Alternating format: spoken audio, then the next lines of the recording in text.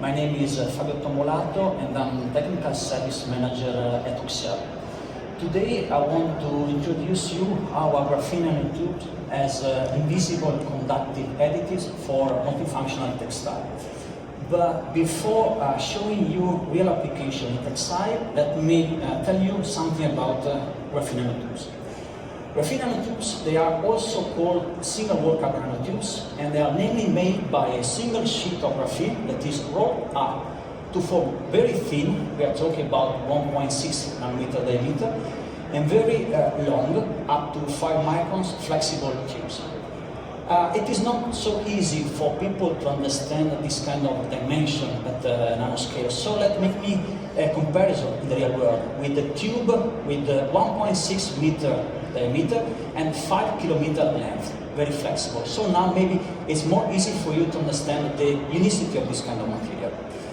Thanks to their electronic structure and atomic structure, graphene nanotubes are very conductive material, lighter than copper, and they show very high mechanical properties. They have a modulus 100 times stronger than steel. Thanks to their structure, they are very stable inert material in a wide range of conditions, temperature and humidity. This is a scanning electron microscope image of graphene nanotubes dispersed in the material. We love to describe them as cooked spaghetti. I'm Italian, so you can imagine I love spaghetti. But they are like that. I mean, when they are well dispersed in a material, they create a very dense 3D network that brings conductivity to the material, but not only. This is a nice sketch of a comparison between the standard conductive additives and our graphene nanotubes. Same dosage, 0.1%, distributed in the same volume. And it is very, very clear from this picture our graphene nanotubes look different from the typical conductive additives, since they create a very, very dense conductive network at a very low dosage. So now let's focus on textile. How is it possible to introduce our graphene nanotubes in a textile? There are different approaches that can be used. Here we write from polymeric yarn to textile coating. What we mean? One idea, for example, is to blend our nanotubes together with the polymeric material, for example, polyester or polyamide, during the production of the yarn. Or, very simple approach, you can take an existing textile and coat it with a coating, introducing our graphene nanotubes. Thanks to the electrical properties, you can think to use them in very different applications, for example, in e-textile for sensory and monitoring. They are well used in textile for ESD protection. Thanks to the very high conductivity that they can bring to the material, you can have access to the Joule effect and to do the e-heating project. Or at a very low dosage, you can have a simple, let's say, anti-static, anti-dust effect for dust repellency or touchscreen compatibility. In this part of the presentation, let me show you real industrial cases of use of our graphene nanotubes. In this specific case, application is protective wear, glasses for ATEX area, or automotive, or clean room. Our customer was able to disperse our nanotubes. In this specific case, it is a natural matrix, but it is possible to use, let's say, any kind of material from silicon, polyurethane, FKM, and to achieve ESD properties that are compliant with the EN 1149, EN 16350. If you are familiar with this kind of regulation, you know that it is not so easy to pass them. And it made me the occasion to tell you that the conductivity that you will have using our graphene nanotubes is independent from temperature and humidity, which is very important for this kind of regulation.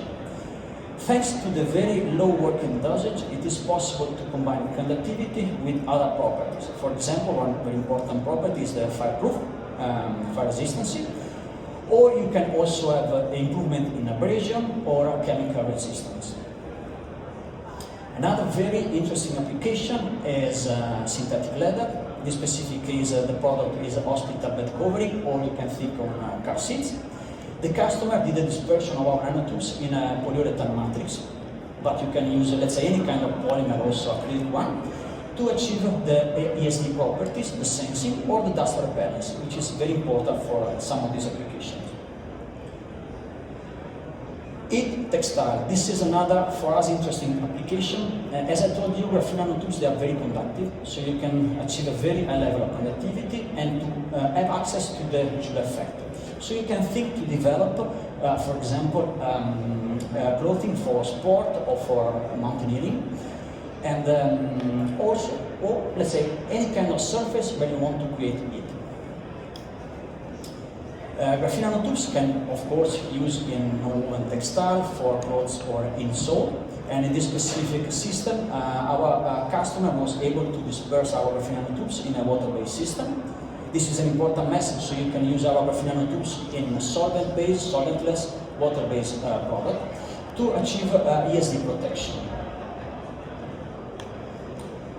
Now, there are different additives that you can use to achieve conductivity, but what makes our graphene nanotubes very special?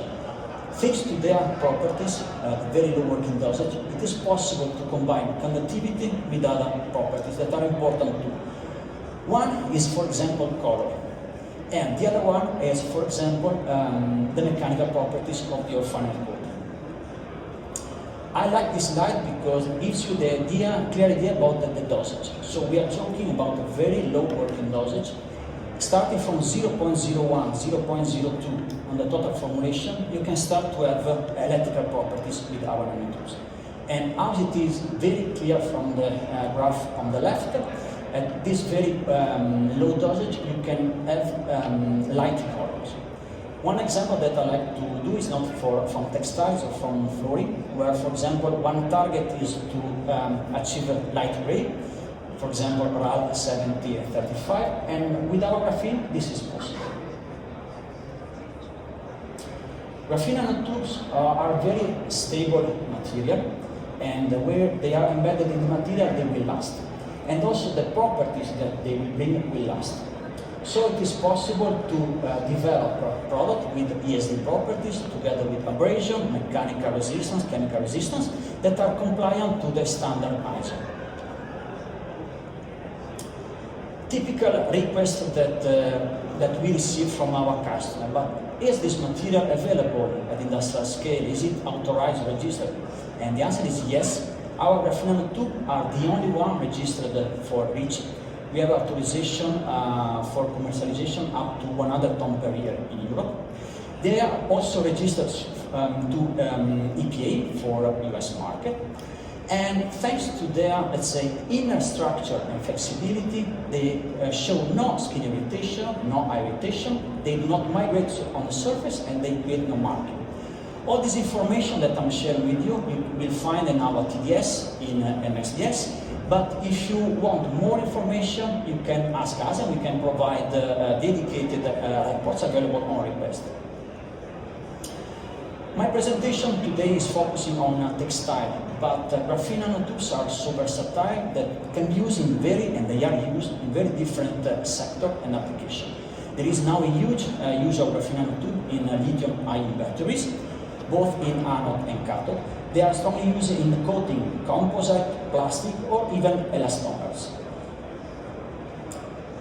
And if you will, I hope you will find the curiosity to try our nanotubes, you will see that they are quite easy to disperse in your material, they are easy to handle, and for sure, I mean, you will see some benefit in the production. For example, the reduction of the scrap. But how is it possible that with only one material you can cover different application sectors and especially different materials? And the answer is in this slide. So basically, we produce graphene nanotubes that they are in powder form, but we do not sell the powder because it's not so easy to manipulate. So we transform them into master batches, into concentrates. They can be in paste form, they can be liquid suspension, in water-based and solid-based, and these kind of master batches are very easy to handle and to put in your production using your standard equipment. We have a very big portfolio of grades specific for different chemical targets. For example, I have grades for polyurethane, for acrylic, for epoxy resin, solvent-based, solvent-less, water-based. So, I mean, yeah. Not possible. Okay, sustainability. It is quite, let's say, easy to think to use our graphene nanotube to develop a next generation of textile with a better environmental compliance. Not only because, thanks to the high efficiency, you are using less working dosage, but thanks to their properties, you can also think to have a better, extended life of your products. And now, almost closing my presentation, let me spend a few words about Oxial. Oxial is the leading company, producer of graphene nanotubes, with the only technology that made this material available at industrial scale and at an affordable price. We are based in Luxembourg, our headquarters are in Luxembourg, and the production of the powder is at the moment in Serbia, in Belgrade. But we have already authorization for a new plant in Luxembourg with a nominal capacity, production capacity of 700 tons. That will bring the total capacity production of our company to 1,000 tons in 2030. We have a different production site for the concentrate and the suspension. So, as I told you, we keep the powder and we transform in concentrate solution to make your life easier. To, let's say, provide the material to Europe, America, or Far East. We have also, as you can see, a very distributed network of sales force. My colleagues can support you from a commercial point of view. And what it is, let's say, most important for me, as you understand, our material is a high-tech material, so it is very important for us to give to the customer a technical support. We have an R&D center in Luxembourg, we have an R&D center technical support in Belgrade, and also in Shanghai. And we have a team of more than 100 people, R&D, scientists, technical people that can support the customer in each phase of their project. Let's say, since the very beginning, in the lab, when we need to, let's say, make like compatibility tests between our nanotubes and the material, up to the industrialization phase. Thank you so much. Big applause.